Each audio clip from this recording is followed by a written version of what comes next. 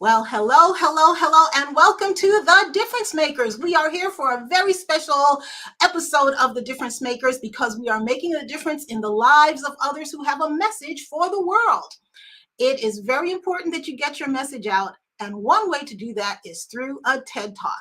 And if you've ever wondered what it's like to be on the grand stage of a TED Talk, what it's like to go through the process of becoming approved as a speaker, and what are all the other details that go into it. Maybe you've even thought about hosting a TED Talk yourself in your own city or somewhere exotic where you might travel to that location to do a TED Talk episode. So today's guest is Roger Killen, and he is going to share all the details because he himself is a producer of a TED Talk stage, and he is looking for great speakers to be on that stage. So I would like to do a great introduction of him because he has so much to share for us today. In 2013, after 33 years as a serial entrepreneur, Roger produced the first TEDxStanleyPark event. It was a give back project to share ideas, change lives, and build a legacy. Over the next 5 years, the TEDxStanleyPark grew into a huge event. And in 2018, Roger created the GI Talks brand to give change makers, just like all of you out there, a new platform for launching fresh solutions to humanity's pressing problems. So I'd like to ask you to give a warm difference makers welcome to Roger Killen. Welcome, Roger. Thank you, Jacqueline. I appreciate the warm welcome. It's great to have you here. We are so happy to have you here.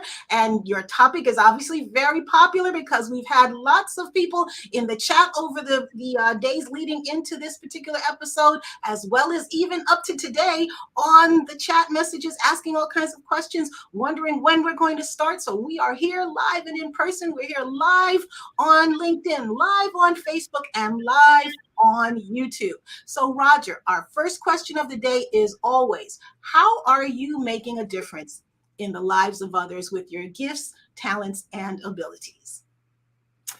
I believe I'm making a difference by using my time and talents through my mentees to support them make a massive impact in the world while at the same time building their authority. Awesome. Awesome. Well, we want to hear all about that and more. And my first question really is just to tell us, what exactly is a TED Talk? How is the name TED involved? How did that all come about? TED began life in 1984 as a conference in California. TED is an acronym for technology, entertainment, and design. And it brought together these three disciplines. Now, at the time, there were three disciplines, but now there's many, many more disciplines involved in the TED brand. And it was a conference designed to bring together these disparate groups in the hopes of capturing synergy. And it was wildly successful. Several events later, turn of the century, the ownership of TED changed hands.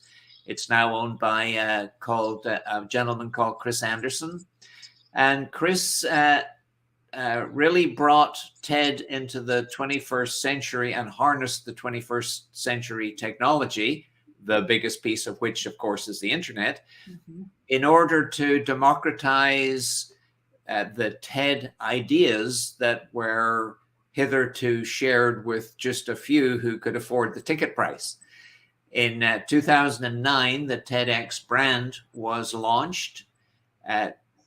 TED became a media superpower as a result of of launching that movement. And now today, the TED brand has become synonymous with the gold standard of public speaking. Absolutely. Absolutely. So where was the very first TED Talk? The very first TEDx was, it was in California in 1984. Okay. Sorry, I don't know. I probably did know, just don't know right now. No worries, no worries. Didn't want to put you on the spot, but want to find out from you. Who makes a good TEDx speaker? A good TEDx speaker. I'm not sure how you define good, but let's define it different ways. Mhm. A good TEDx speaker, from an organizer's point of view, an organizer is TED speak for what you and I would normally call a producer. Okay. From an organizer's point of view, a great speaker is somebody who has a great talk, a talk that has a novel idea, a creative idea, ideally one that addresses a current problem. An organizer wants a diverse array of speakers to take his or her stage.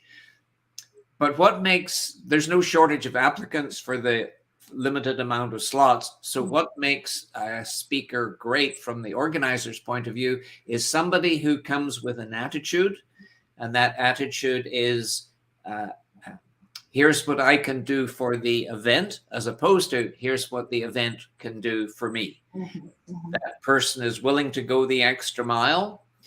They might be willing to introduce a sponsor to the organizer. They might be willing to sell tickets for the organizer. They might be willing to organize their peer group of speakers to do peer-to-peer promotion of each other's video whenever they're released. So that's what good is from an organizer's point of view. From the speaker's point of view, good is, I would say there are two metrics. One metric is video views, and the other metric is standing ovation. If a speaker can get a standing ovation, and it's not contrived, a natural, organic standing ovation from the live audience, they know they've done a great job. Then if they can get a huge number of video views, they know that the world outside of that live audience where they delivered their talk is warmly receiving their content and sharing it, supporting their video to go viral. I think those are the two ways a speaker would measure success. Awesome. Awesome. And of course, being able to use as a tagline or in their signature line that they are a TED Talk. They have done a TED Talk at a particular location. So let's just talk about the different locations. Yours was Stanley Park. How are those different locations? How are they derived? How do you pick one versus another? What is the background on that? The location is normally the part of the city in which an organizer, producer lives. Okay. TED used to grant cities. There used to be a TEDx Vancouver. There used to be a TEDx Los Angeles, I imagine, a TEDx New York. And then, and now there are 3,000 TEDx's around the world. So organizers no longer have the luxury of asking for a city name. They ask for a little piece of the city. So Stanley Park is, of course, a park within the city of Vancouver in British Columbia. So does each organizer or producer have a particular theme for their particular event, or are they just looking for a variety of different speakers? Well, TED insists. TED will not give you a license unless you undertake to provide a diverse array of speakers, speakers talking about different subjects. So you can have a theme, and most organizers do, but the theme is not the theme is not a deal breaker from a speaker, from an applicant's point of view. It would be very nice if they can make reference in their talk to the organizer's theme. But the organizer's themes are always pretty general. The future, change the world. And so it's pretty easy for every applicant to massage their speech, their subject matter, so that they comply with the organizer's theme. Well, from your experience, and I'm sure you've looked at other TEDx locations or events prior to becoming a producer, or even since you've been a producer, what do you think are some really appropriate topics that would make a good TEDx talk? These days, anything to do with pandemic, anything to do with climate change, ocean acidification, liberal democracies under attack, what COVID has exposed to be flaws within our political systems. These are all current topics, but they're by no means, they don't really limit what an applicant can apply to speak about. As I say, the organizer is looking for a diverse array of topics. And on a one-day event, the organizer can accommodate, round figures, 16 speakers. So the organizer is looking for 16 different topics. 16 different topics. This is very, it's a wonderful opportunity to get your perspective as a producer. When we do research on TEDx, we've probably seen other speakers, we know other speakers, those who are aspiring to be speakers, and we know a lot from the speaker side, but this is very unusual to get from the producer side what goes into having a great event. Is there a fee to participate? There's no fee to pay to TED when you apply for a license. Are there expenses incurred by the organizer? Absolutely.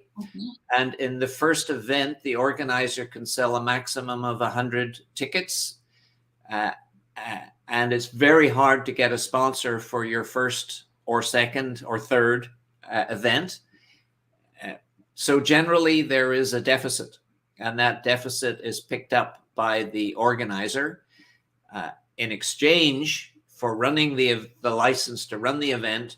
The organizer passes the videos over to TED under a Creative Commons license, and then the videos really belong to TED, and TED derives advertising revenue from those videos. So yes, there's no license, but I'm pretty sure that the vast majority of first-time event organizers are the ones writing the deficit check for the event.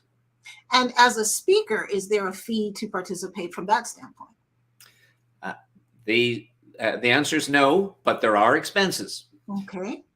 The speaker, the organizer is obliged to provide the speaker with free training, which generally means that the quality of the training is not what you would expect from professional speaker coaches or mentors. So yes, the speaker gets free training of a question mark quality. And if the speaker chooses to get private coaching, that doesn't come cheap. That's a 20 to 70 hour engagement, and a really good speaker coach is between $100 and $300 an hour. Then the speaker might have hair and makeup on day of, might have new clothes, might have to travel from afar, because you do not have to live in the city in which you deliver your TEDx talk. So for both sides, the organizer and the speaker, while there are no direct expenses, there are no direct fees, there could very well be a mountain of indirect expenses. Okay, so someone actually sent me a direct message yesterday in preparation for today's talk, asking about the time frame of preparation. How often are various TEDx opportunities available, and do you have months to prepare? Is it weeks to prepare? What is the time frame that you could expect for preparation, and when should someone start to prepare for a future opportunity? There are 3,000 TEDx events roughly around the world, so there's 3,000 different answers to that question. So let me just give you my take on it. Sure. uh, uh, uh, uh,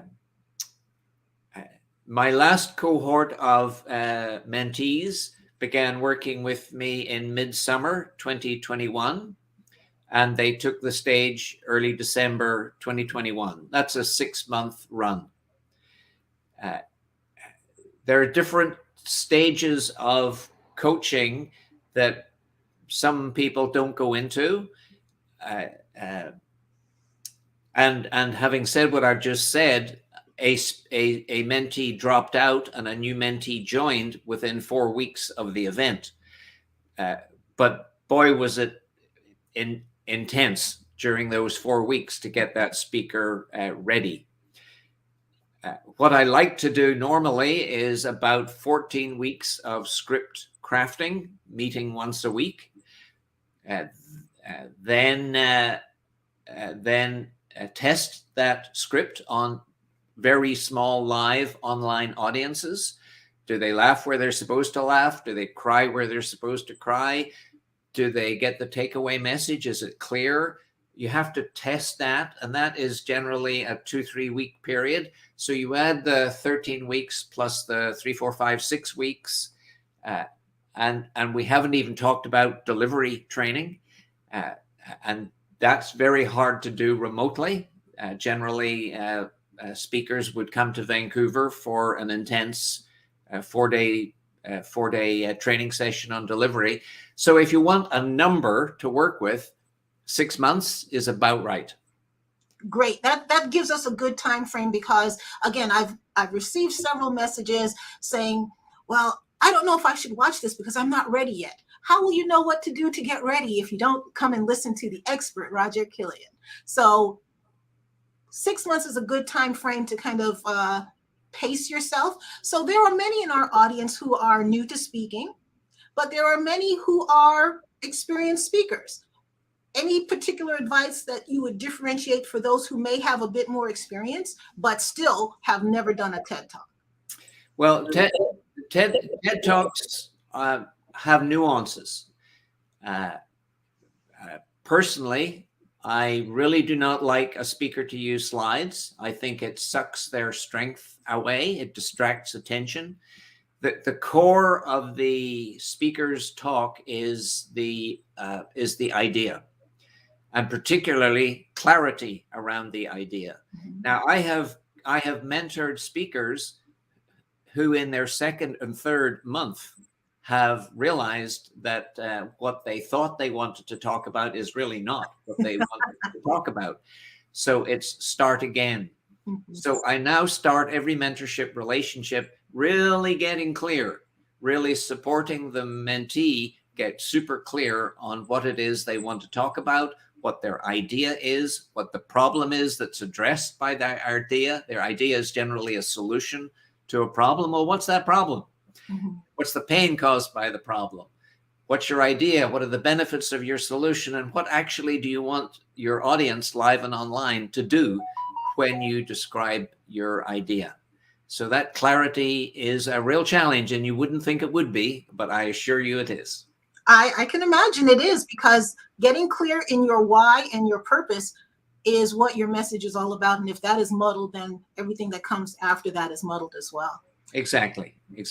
And sometimes speakers want to speak on a topic, but it transpires later that they're really armchair philosophers. They really are not credible experts to be speaking on that topic. So all these factors go into every relationship I have with a mentee is different. It keeps evolving. It's always an exciting journey, Jacqueline. It is definitely a journey, and sometimes you never know where you might wind up.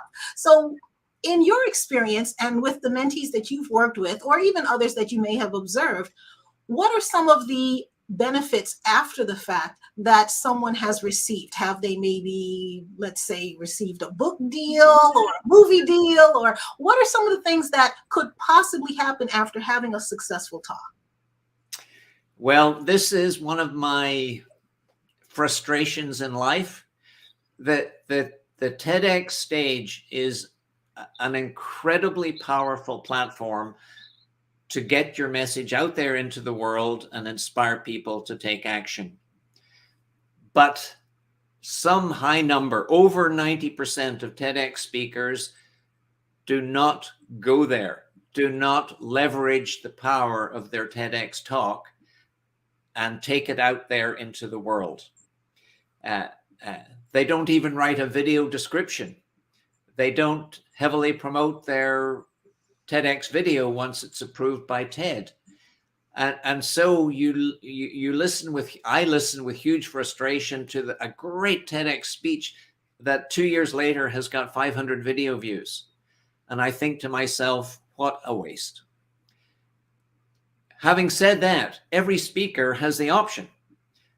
They hit a crossroads as soon as they've done their TEDx talk. Do they turn left and fully leverage the idea, or do they turn right, as 90% plus do, and say, I'm done, get on with life?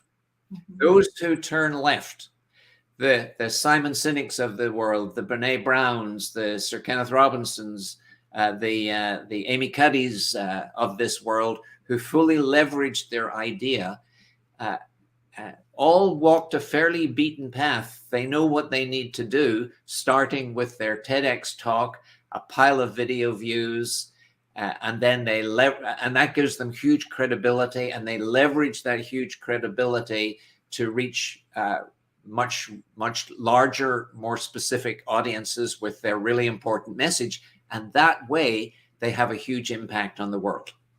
So what I take from that is leaving the stage is not the end of the journey.